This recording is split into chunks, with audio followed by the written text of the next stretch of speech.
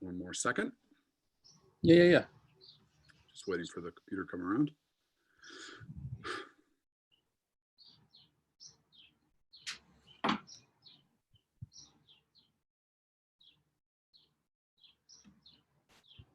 Okay.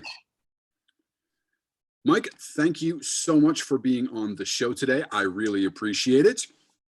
I've got so much. Yeah, thank you. So I've got so much to get into. But before we get into your journey, brag for a quick second. Tell people kind of where you're at, what you're up to today. Kind of brag, because we're going to go through the tougher parts of your journey and your career. So I'd love for them to know where you end up out of the gate. Well, I don't think I've ever reached the final destination by any means, but currently I'm sitting outside in my backyard here in sunny California, and trying to enjoy a little bit of downtime at the moment while I have it. It's certainly obviously a strange time for everyone, but currently I'm running the LA showroom for a company called Commonwealth Proper. We're a custom menswear brand that was started in Philadelphia back in 2008. So that's sort of my most recent journey that I've been on here. And, like everyone else, we're sort of figuring out what the next move is and learning how to pivot. And, it's sort of the new norm these days. So, I'm, our showroom's obviously shut down as in the city of LA and state of California. We're officially locked down until, as of now, middle of May. So realistically, it's probably going to be June sometime before we start opening up. So, again, we're just sort of working on a lot of things internally and also personally, just trying to take advantage of the downtime, while we have it. It's a rare, in some ways, a rare opportunity to, take a step back and reevaluate, so that's what I've been doing. Yeah, I love it. So let's start at the beginning of your story. Where did you grow up?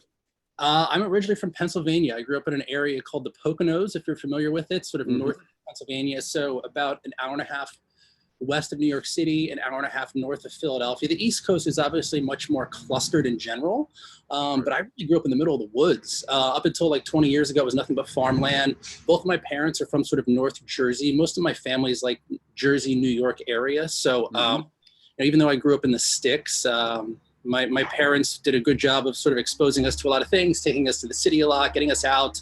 But I grew up in a very small town, middle of nowhere. We'd come home from school and we'd go outside until it got dark and just go play in the woods. And I don't even know what the fuck we did. We just, looking back now, it was a really cool way to grow up. But at the time you're like, I'm so bored. There's nothing to do here. I mean, we did like cow tipping.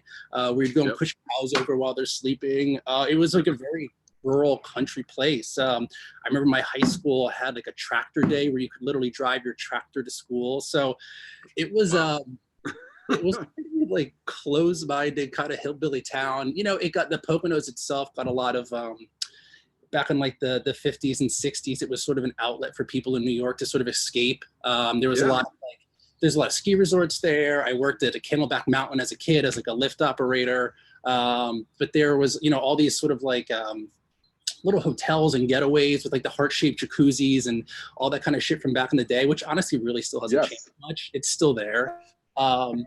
It's a very, the Delaware Water Gap. It's a very beautiful area.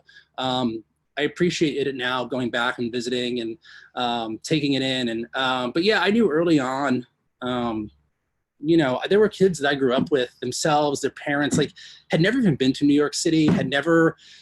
It's amazing, right? It's a very small-minded kind of community for a lot of people. And I knew very early on, I just wanted to get out. I wanted to see and do as much as I possibly could. And I think sort of growing up the way I did sort of shaped that in a lot of ways. I know people that just never left town. And I don't know, to me, it's kind of sad in some way. I always thought if I really had to, I could always go back home, but might as well see as much as I can while I can. So, yeah, that's kind of how I grew up. So I grew up really I grew up sort of in the music scene. So I grew up playing in sort of hardcore and punk bands. I got a guitar when I was like 13. I started playing in like these shitty bands with my friends right away. And that sort of became my like ticket out. All of my friends were sort of grew up in that scene. And, we would throw, these little shows at VFW halls when we were kids, it was a very like DIY sort of scene and movement. I think so much of that has shaped me even to who I am today, in a sense of like, no one's going to do it for you. Just get out there and fucking do it. Yes, Really 100%. You know, so I started, even when I was in high school, I started booking little tours throughout the East Coast for my band. So I was like a 16-year-old kid, and I would pile into a van for like 2 weeks every summer with like my buddies, and we just go play shows, you know. And it's not that long ago, but it's like the early 2000s. Like, we didn't have cell phones, we didn't have GPS. We basically like had a big binder of like MapQuested directions from like it sounds like so archaic, but it wasn't even that long ago, you know? Right. So we had this sort of big binder that we print out. You know, if we got lost, we had to like stop and ask people. We'd show up to email addresses, but nobody had access to internet. So we'd show up to a venue and there'd be nobody there. And we find out later that the show had gotten canceled 2 weeks ago and nobody told us. You know, like, it was just like, it was this hasty, thrown together shit. But at the time, I was just a kid. I just wanted to be on the road. I wanted to go new places, see things. So I did that. I signed my band in high school signed a record deal with some little indie label out of New York. I mean, it was nothing major by any means, but so yeah, we made a record, and then to appease my parents, I ended up leaving the band and going to college for a semester. And then once I got there, I very quickly realized like this was not the path for me. As much as I continue to learn every single day, sort of that organized schooling and academics was just never my thing. I always really did well in school. I just never fucking cared. I never wanted to and maybe it would have been better for my career in the long run, but anyway, that's what it was. So yeah, so I went to college for a semester, and then I left college to go join another band. And this was sort of like one of the bigger bands from the scene from like the Northeast. So, you know, they had toured the UK before, they had toured all over the country. And again, I was years old at the time. That's all I wanted to do, was just be in a band, fuck off, tour, you know, fuck chicks, party, like have a good time. Yep. So I left school and started touring again in this other band. And that's, I toured all over the country. Never won anything international with them, but toured all over the country. And at the time, like I said, we would work with different booking agents, but a lot of it was still just sort of done on our own. And anybody that's sort of been in a band, there's always like a guy or two within a band that sort of gravitates towards just handling the business of the band. 100%. My father's had his own business now for 40 plus years, and my mother as well. And so I just sort of come from that background of like, do it yourself in general. So I just always sort of gravitated to that. So, you know, like I said, I'd be booking tours. I'd be, you know, talking to labels. I'd be talking to managers. You know, it just kind of became a thing. And then after a while, I just sort of, you know, it was hard when you're touring, because we basically made enough money to get from show to show, but we never made any money. So like everybody would sort of, you'd work for like a month or two, save up enough money, then go back out on tour, then go back home, work, go back on tour. It's like this ending cycle. And, you know, I've had friends bands that I met, you know, 15 years ago that are making a living after now, you know what I mean? They stuck with it and it worked out, but I don't know. After a certain point, I just sort of got over it. So I quit, and then I moved to California. I was like 19 at the time, something like that. I came out here. I lived in Orange County originally. Yep. And my first like real job in the real world was I worked for a company, and we basically sold and serviced like loading docks and garage doors. It was like a side sales job. I made like $27,000 or something a year, like from like 7 to 7. But it was like I was like, oh, this is what you do. You got to get a real job now. And as much as I hated that job, I hated it. You're just on a phone cold calling people for most of the day. It taught me a lot. Sure does. It also taught me that I never want to work in a fucking office like that. But it really taught me a lot about sales and relationships, and it was really interesting. I don't think I appreciated it as much at the time, but it was a great sort of foray into just learning new things for me. But I had this sort of calling to get back to music. I mean, that was always like my first love, my first passion. It's just from an early age, I just loved music, and I still wanted to like do it. So I started reaching out to a lot of bands that I had known. And then I started going out on the road, like working for these other bands. So at first I was just like selling merch. I was like doing sound, whatever. And And then eventually I started doing more and more. And then I started sort of tour managing, which is basically like running everything for the band while they're on the road. Right. You know, and I was making decent money, and it was a lot of fun. It was mostly like my friends' bands that I would work with. So I did that for a while, and that's when I did the bulk of my touring. I mean, just in a van, just going around the country, you know, shows every day. I mean, it was, yeah, there's so many stories, man. There's so many just like crazy stories of just being in a van with a bunch of fucking dudes. And, you know, I'm the one that's supposed to be running everything. I'm like 20 years old. I'm like starting myself. We're trying to figure out where people are. Somebody's getting in trouble. Somebody disappeared with some chick. We're missing money. We got robbed. Like, it was just like always something. But, you know, I look back on it now very fondly, but there was times when I just got so burnt out on it, as I think a lot of people do. So one of the bands that I was working for, again, I'm like 20 years old, and the band got picked up by a larger management company. So the management company offered me a job to come work day to day with their other artists. So I did. So that's what I did for a while. I did full on artist management. I worked a day to day with a number of clients. I signed a group to Motown back in like 2008 now. Oh, that's amazing. You know, that was when I really dove into the music industry, and I loved sort of the management side of things, because one, you're still the closest with the artist. You know, you're not just a booking agent. You're not just you know, not just a label guy. You're not just a business manager. You're really, it's all encompassing. So you get the creative process, you know, and I found that I really love building things from like the ground up. I love putting the right pieces in place. I love building those teams. That's like the fun part. That's the exciting part. 100%. Yeah. So I've always really been drawn to that. And I think it's kind of started with that. And, you know, I worked with some incredibly, incredibly talented artists. And, you know, I had some successes, I guess you could say, but nobody that ever really, it just never really stuck, never really made it. Mm-hmm. And then two guys that had owned the company that I was working for had decided to split the company up, and they sort of each took all the clients themselves. So I sort of was in a position where, again, I'm like, at this point, I'm 22, 23. I felt that I had a wealth of experience at this point, even though I was pretty young. So at that point, I just started picking up clients on my own. I worked with a band actually out of Pennsylvania, out of Philly, that I was friends with. I worked with this amazing band down in Chattanooga, Tennessee. I worked with another band out in Raleigh, North Carolina. Again, like really diversely, amazingly talented, just artists and people in general. I still keep in touch with a lot of the guys. But yeah, it was, I very quickly realized, again, this is sort of my DIY, like, I'll fucking figure it out. I know what I've been doing this now for a little bit. And it was hard, man. It was really hard. You know, the thing is with management, you really live and die by the artist. And if they're not making any money, you're not making any money either. Right. You know, it's really tough. You know, there was times where I was like literally living out of my car just to like trying to like, figure shit out. Like, you know, you're just doing everything you can to sort of get by. And it was a real struggle. And honestly, looking back, what I probably should have done was go and get a job at like a bigger management firm and work really with somebody and mentor with somebody, because I just didn't.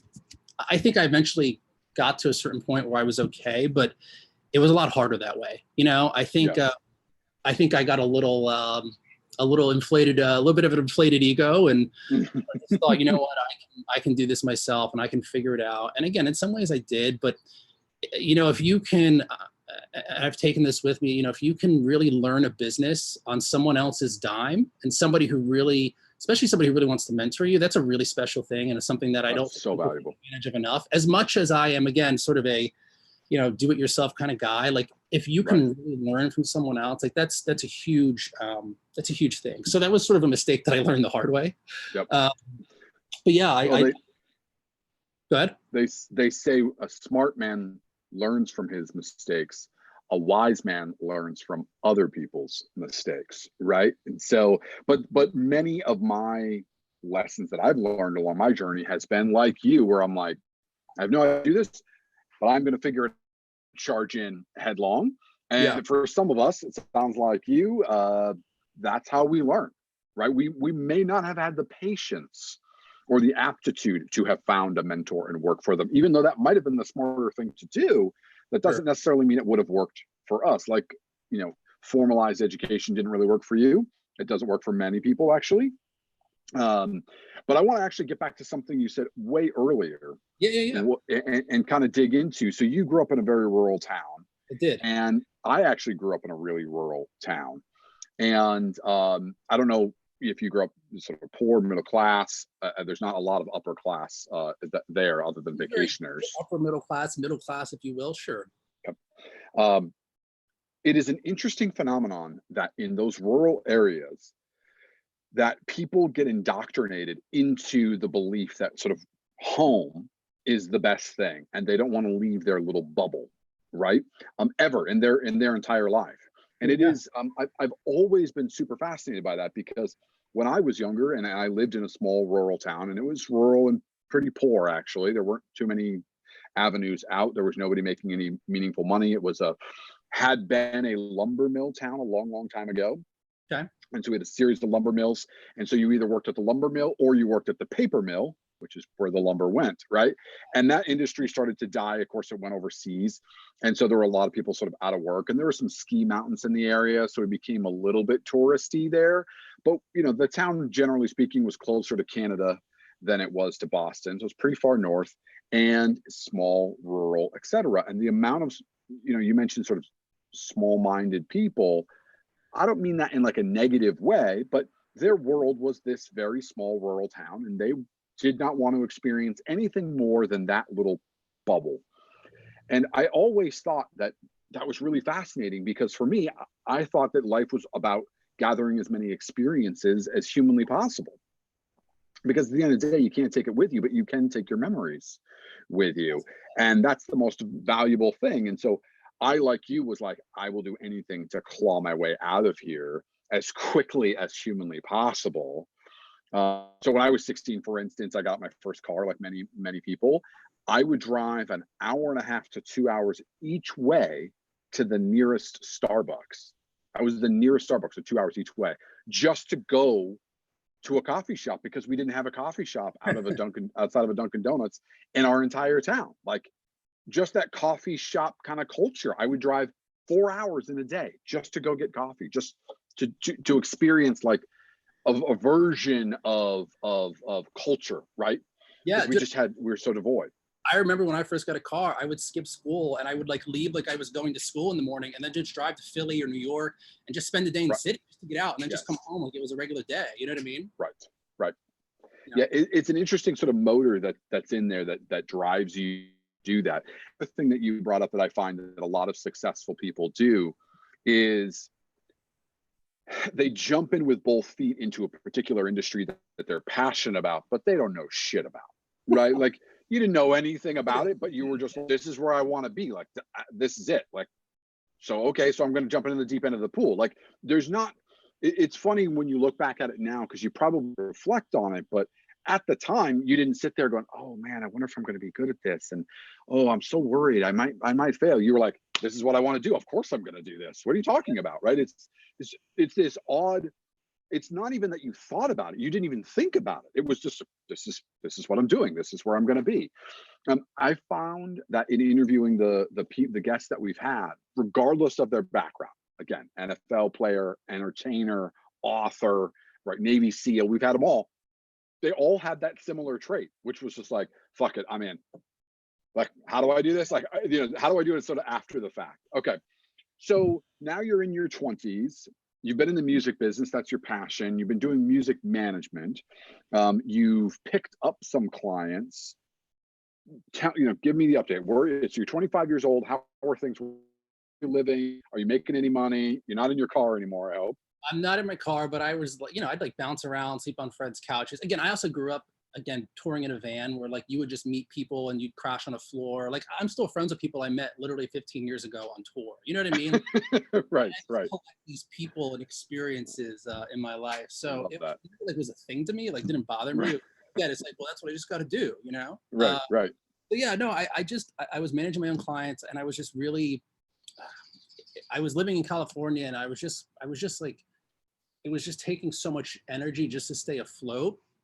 My parents offered me a chance to move back home to Pennsylvania, which was, when I left, the thing I said I would never, ever, ever do. I was like, I'm fucking out of here. I'm never going back. It just got to a point where it just kind of made the most sense. My dad was sort of starting up another business, and he wanted me to come work with that. He was like, you can still do your music stuff. And I was like, okay, great. So let's do it. So, I was fortunate. It kind of goes back to your thing. Like, if you're happy just being in this small town and living your life, then by all means, live your life. If that's what really brings you joy, do it. But I've more than less, I've met people that they want to leave, but they're just too scared, and for whatever reason that may be, that safety net is there and that comfort zone is there, and they just don't want to go out of it. And like you said, I had no problem. I packed my shit up and drew 3,000 miles across the country. Like it was nothing. Yes, right. It was actually much more hard, much more difficult. But it just sort of made the most sense at the time. So I went home. I started, my father has a landscaping business, and he was sort of starting like a sister company to sort of go along with that business. So I helped him sort of get it off the ground, which again was a really cool experience, and good time with my family. And then I was still like working my artist on the side. So like I was living in Pennsylvania, like rural Pennsylvania, working with my dad most of the day. I'd drive to New York City for like a show, go to a show, meet people who I got to meet. 9 times out of 10, I'd end up fucking partying. I'd sleep for like an hour, drive back home at like 6 a.m, and then go back to work with my dad. I did this like once or twice a week, whether it was like New York or Philly. I was like, how the fuck was I doing this? Like, Yes. nonstop. And I'm like, well, that's what you just got to do. So I just did Right. it. Like, putting in the work was never a problem with me. If that's what needed to get done, and that's what I just did. And again, I never really thought about it. So I did that. It's interesting when you're so excited about what you're doing. Like, there's that old trope, which is, do your passion and you never work a day in your life, and you kind of roll your eyes and you're like, okay, whatever. But to some degree, that is true. There is a kernel of truth to that, because like you're so stoked just to be doing that, and in that world, you're like, fuck it, I'll drive for 4 hours, get no sleep, and drive right back. Like, why wouldn't I? Right? Like, yeah, it's interesting how the body and the mind work in that way. It shows how little control we actually have over our own mind, which is a topic for another discussion. But okay, so you're going back and forth, you're getting no sleep. Yeah. You're working effectively what sounds like 2 full-time jobs, basically. Yeah, pretty much. Yeah, I had the thing that was like making me money, and the thing that I was still really passionate about, that I still had all this potential. And you put so much time and effort and just so much of you into it. Sure. I think I had like 3 clients or so on my own right at that point. And again, I was doing everything for them. So I was doing that, and a lot of the clients I was working with were I think the hard part that I realized is, like, when you're working sort of with an artist, and I guess this would apply to a lot of aspects of business, but especially with management, when you're sort of steering the ship, if the people who are, doing in the band, if you're more passionate about it than they are, it becomes a problem, Yes. And for what, again, I try to explain to people, it's hard enough to make any relationship work, whether it's a marriage or anything else. Now imagine that with 6 people and 6 different personalities. With all these people in a band trying to do this one thing, it's really hard, man. It's really hard. It really takes a great deal of personal sacrifice, but also like understanding. And that's why bands don't last. There's just too many different conflicting ideas and too many conflicting mindsets. And I think the bands that I was working with, just nothing to do with me, just internally just kind of started to deteriorate. So after like a year or 2 back in Pennsylvania, I had enough of it. I just couldn't be there anymore. Again, small town, I just had to get out again. Right. I was still working with these bands, but I was like, I would kind of starting to get really burnt out on it, if I'm being honest. And I was almost looking for an exit. It was hard because, again, you put so much into it, and I had some successes, and but it just never really got to where I wanted it to go or where I thought it should go.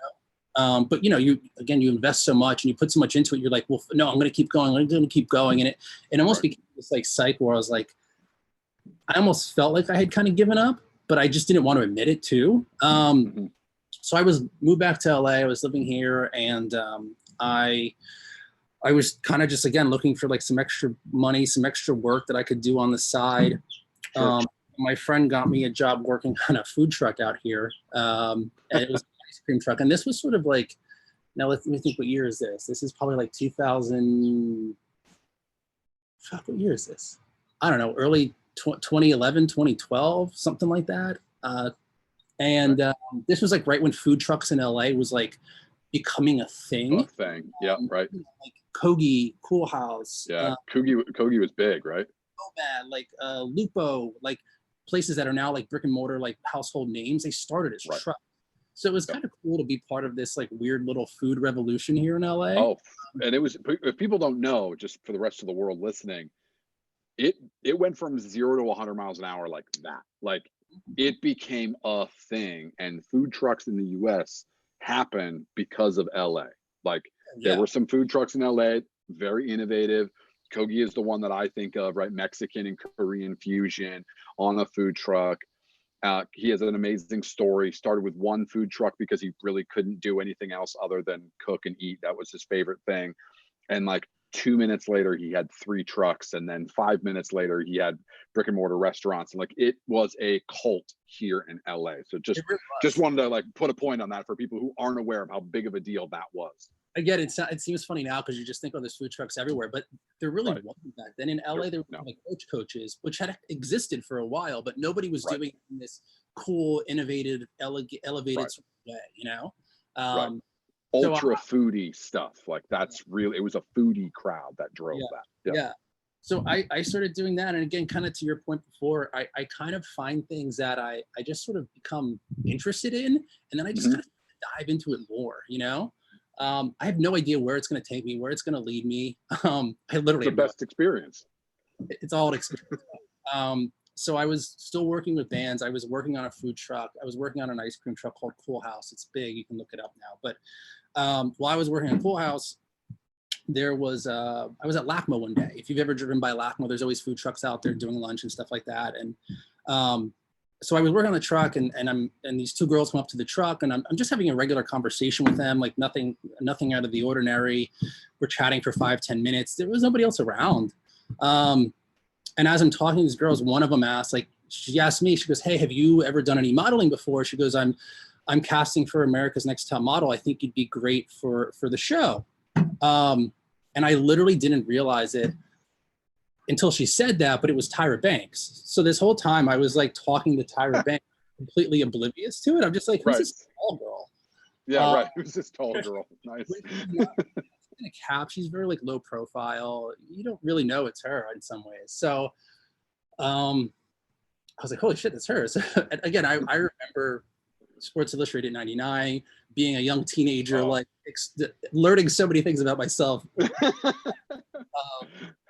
So I literally wrote my name and number down on an order ticket, and I gave it to her. And I was like, oh, I just thought to myself, like, she's just being friendly. She probably does that with everybody. Like, nobody's gonna fucking call me. Like, whatever. Never thought anything about it. 2 weeks later, I got a call from like the casting department. They're like, hey, we got your number from Tyra. They're like, we want you to like come on the show. I was like, okay, sure. Yeah, what do you need from me? Like very nonchalant. And again, at this time, I'm still working with bands. Like I'm still like have this other thing I'm trying to pursue. Right. And over like a 2-month period, they're doing all these castings. Granted, I never went to a casting. I sent them maybe like a little video or some shit, but that was it. Like it's not like American Idol where like you're waiting in line to like them. Like I never. So they keep every couple of weeks, they just call me and be like, yeah, like you're on to the next round. And I'm just like, okay, cool. They're like, yeah, whatever. Let me know whatever you need, and right. 27 at this time. So again, there's just so many waves to everything. But yeah, so I finally get asked to do the show, and they're like, we filmed for 2 months. You're sequestered for 2 months, no phone, no TV, like no contact with the outside world. And it was sort of like it sort of really created this, fork in the road. Because again, I had these clients I was working with. I had this, not that I was like looking to be a model or be on TV, but it was just like the way it all happened, it just was such a unique opportunity and an experience. And again, I kind of like internally had gotten so burnt out and kind of was looking almost for an exit from sort of doing what I was doing with my clients. Right. So I talked to all of them. I said, listen, this is what's going on. I'm going to be gone for 2 months. Like, what do you want me to do? And they all kind of just were like, yeah, I think we want to not be a band anyway. So it's just this weird, like, these people that I had put so much time and effort and energy into, and they were kind of feeling a lot of the same things that I was feeling. And they're like, what? Again, we're all getting older. It's like, we want to do other things. We want to have lives and families and not be living out of a van and making no money. And so it sort of became this like very amicable split. I was sort of out of my duties as a talent manager, if you will. And I started this whole new chapter, I guess, as a model. So I did the show. We filmed for 2 months. It was for me, I had a very different paradigm than everybody else that was on the show. Again, it was cycle 20. The show had been on for 10 years at this point. Up until it was only girls. And so most of the girls that have on the show, they're like 18, 19 years old. They've literally grown up watching the show since they were little girls. It's like their dream to be on this show. Right. And you're like, who, what? Just like... I was the oldest guy. I was actually at the time, that was the oldest you could be to be on the show. I like never auditioned. I just had randomly met Tyra and they just put me on the show. So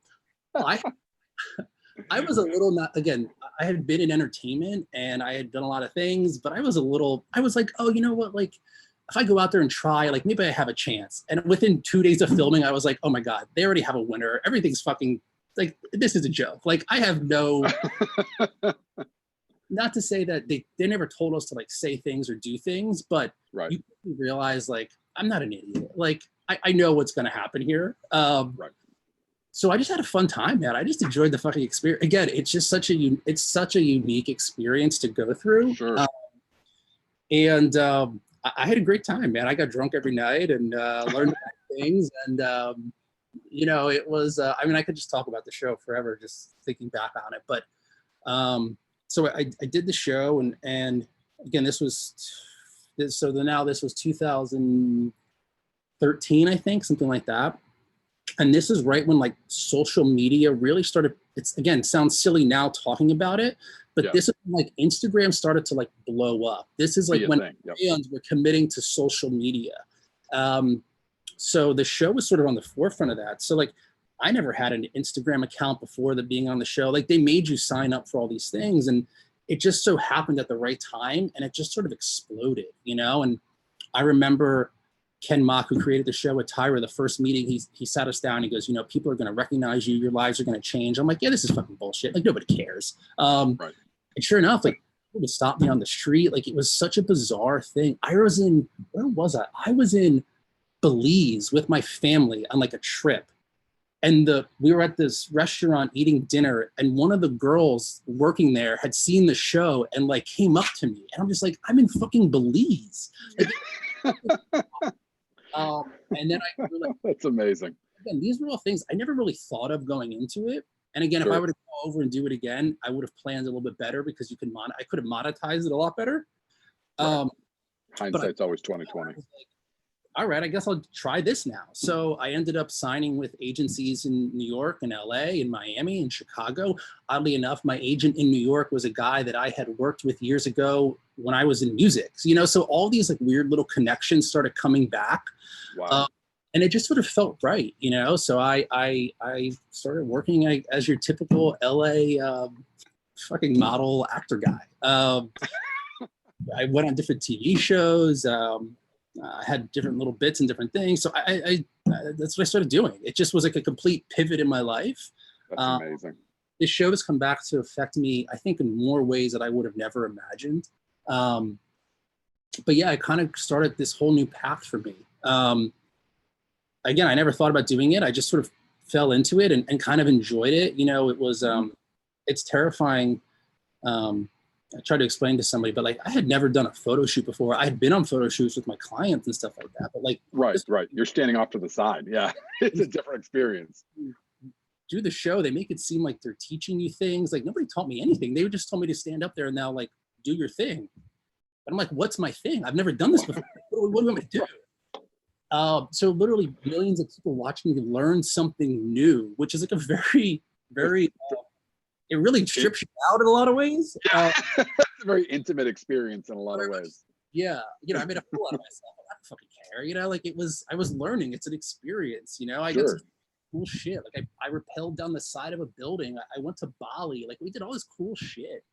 Again, experiences, man. I just try to collect them. I love it. I love it. Such a great and positive way to go through life. Thanks, man.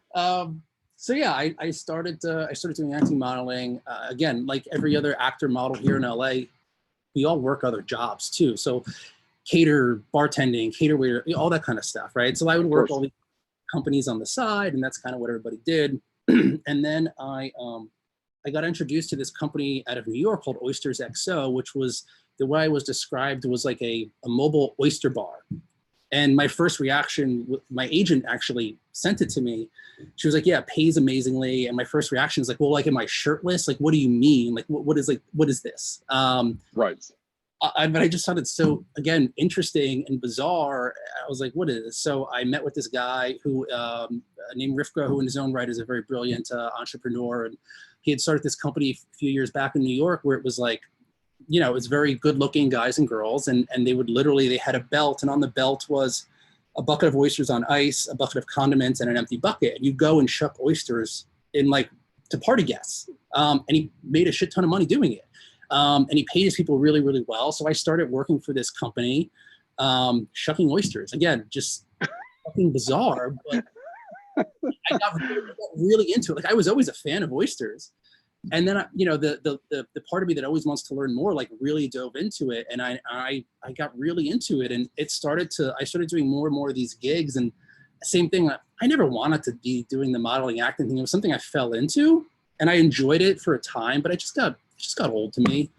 So again, I started looking for that next thing, that next challenge. And it ended up being this company. And so he had just launched in LA. I was one of the first guys he hired in LA to sort of start doing events, but there was nobody, he was based in New York. There was nobody here in LA sort of building a business for him. Right. So he ended up offering me a job, and I was like, yeah, I'll build your business here in LA. So I started, it's like 2000, I don't know, 15, something like that.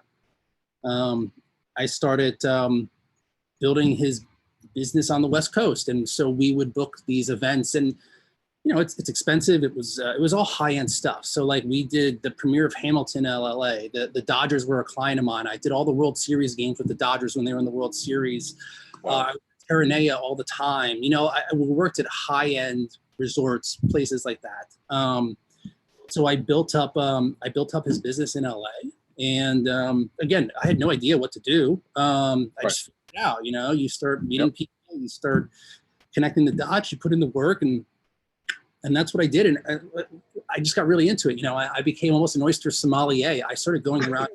We started a class where we would teach people how to shuck oysters, teach them all about it. So I would go and speak to people about oysters. It sounds so bizarre, but it sounds so crazy to go from top model being discovered at a food truck, touring the world, Bali, now you're shucking oysters. Like, when talk about a journey, that is insane.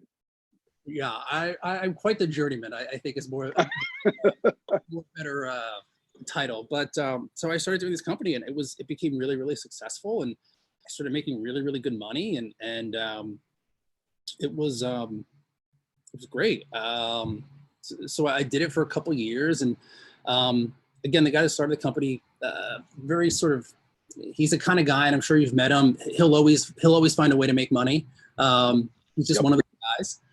Wasn't necessarily the best leader. It's our relationship sort of deteriorated, and I got to a point where I just didn't want to work with him anymore. And again, I was making probably more money than I've ever made in my life, and I said, you know what, fuck it, I don't want to do this. So I quit. Not having any idea what to do next. I ended up going back home to Pennsylvania for a wedding. I was in Philadelphia. I was getting a suit of mine that I had bought. So One of my best friends, who's actually the officiant in my wedding, he's been working with Commonwealth Proper almost since its inception in 2008. So I'd known the brand. I've always resonated with the brand.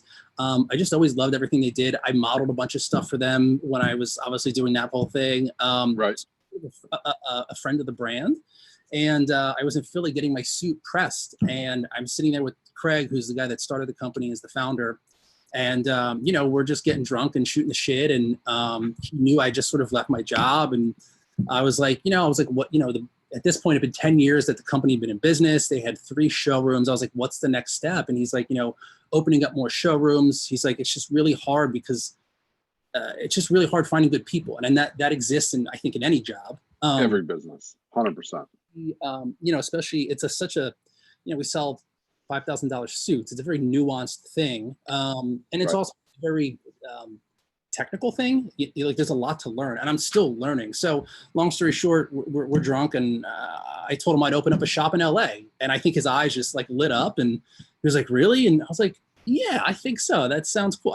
I've worked retail gigs throughout my life. I've always had an eye for fashion, aesthetically pleasing things. I just, music and fashion always kind of went hand in hand. It just sort of makes 100%.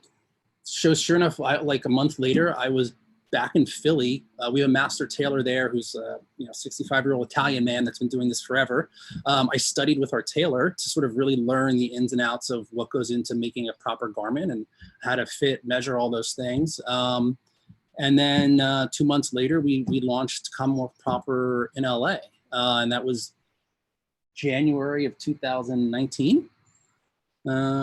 Makes sense. Yeah. And that's kind of what I've been doing since, is now building the business of Commonwealth Proper here in LA. Again, I've always sort of gravitated towards things where it's like building things and putting the right pieces in place. And as frustrating as it is at times, it's also the most rewarding to me when you really start to see things connect and pieces fall into place. And I don't know, I love that, man. I love that. Yeah. Yeah. I mean, it sounds like you love the building process. Is this a place you're going to be for the foreseeable future? Because while you've got an established brand East Coast, it's relatively new and young on the West Coast, right? Yeah. And you guys are in such a dope location in the Arts District. I mean, it's like the cutting edge of cool and hip. You guys are sort of right there. And what's funny about that area of LA is just how much it's changed and yet kept its roots. Like it's this funny, like it's still the Arts District. It still has that gritty edge to it. At the same time, like it's being gentrified and all the cool kids are rolling in there, right? So it's that cool mix with music scene and whatever. I mean, where your showroom is today, tell people just some of the music acts that have played in your building. We're in the sort of the bottom floor of the American Hotel, which has been the American Hotel for almost 100 years now, I think. But in the bottom there, the space that we're in now, I think from 79 to 99 was a place called Al's Bar. And Al's Bar was sort of like the CBGBs of LA, if you will. So Nirvana played their first show out of Seattle at Al's Bar. I think Slash's first paying gig with Guns N' Roses was at Al's Bar. Beck, the Chili Peppers, Black Flag, like all of these people played there. Right. The original stage is still there. It's fucking wild. Again, growing up in like that music scene, like you're like, that's it. Yeah. Like this is like how I grew up, in this grimy ass place. And again, our brand is we sell very beautiful made clothing, but we're still like a Philly brand. There's still a little grit and edge to it. Yeah. Right. We're not a Beverly Hills brand, it just kind of not at all. Yeah, and it was just great. So yeah, we share our retail space at another store called Road Collective, and we have this really awesome space in the Arts District downtown there. And it definitely has changed a lot. There's definitely some people who have been there for a long time, and there are people that have, of course, moved away. People are always hesitant to change, and I think I think with any kind of neighborhood that gets gentrified, it always comes in waves. And, that first wave is people that I think still genuinely care about the neighborhood and want to see it become what it can become. the sad reality is that the most pushback is to really that first wave of people. In reality, the second and third wave is when you get a T-Mobile store in every corner and you get a Starbucks, and that's what really kills a neighborhood, you know. And 100%. it's probably another 10 years. That's probably what the Arts District sadly will be. But sadly, you're right. It's rad. But yeah, so that's where we are, and you know, to answer your question, I really love what I do now. Again, as you can tell, I've done a multitude of random things over the years. I'm sure I'll do a ton more random things before I die. You know, like that's just, again, who I am and what I'm drawn to and attracted to. But I really love, you know, a lot of people that get into fashion, you know, they want to express themselves. They want to be creative. They want to be a designer. And that's not really my thing. What I really love is what we do is not regular retail. It's very personal. It's very intimate. I love that relationship building with people, getting clients, obviously getting the thrill of the sale and sort of that stuff too, but like really getting to know people and it sounds silly, but you're really helping them in a lot of ways, you know, like the way you present yourself, the way you carry yourself goes a long way in this world and the perception. And, you know, when you look good, you feel good. And I very much believe in that. And that's a really cool thing you can almost see the progression in people. Really, really cool and powerful thing. You know, the amount of times I've had a guy try on his wedding suit and his fiance's there and she almost tears up because she's like, you know, this is the best you've ever looked. You know, it's a really kind of powerful thing. And also, once you go to custom and you realize that you can have something that's made from you, made from scratch, it's like you don't want to go buy off the rack and do anything. Correct.